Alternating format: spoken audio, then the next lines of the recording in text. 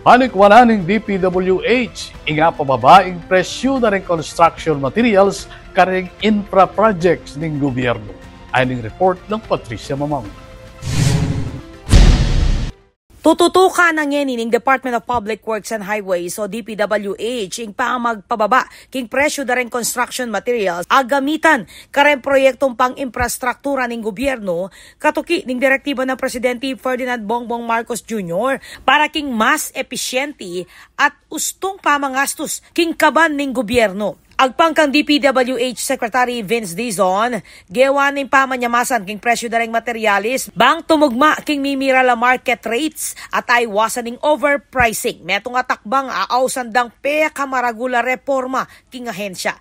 Kabilang kareng maanimunang materialis sa target a pababa, ing presyo ning semento, aspalto, balas, graba, steel sheet piles at steel bars. Ipatupad ding reforma kareng proyekto para king 2026 at kareng kasalukuyan na proyekto na epamurin may award. King panakit ning ahensya makatipid yung gobyerno hanggang 60 billion pesos, ibat king tutuking banwa akatumbas ning pamagpatalakad ning migit kumulang 1,600 kilometrong concrete roads at 1,000 kilometrong asphalt roads. Minuna na ng sinabing PBBM king DPWH na bawasan hanggang 50% ing presyo dareng materialis masasakripisyo yung kalidad ng infrastruktura.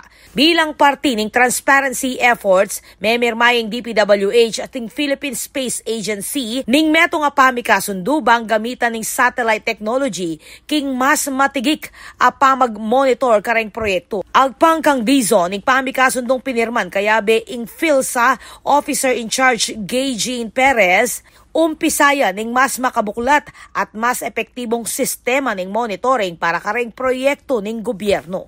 Ako po, Patricia Mamangon para king News Force Pampanga, balitang tutuking balen, susuyo.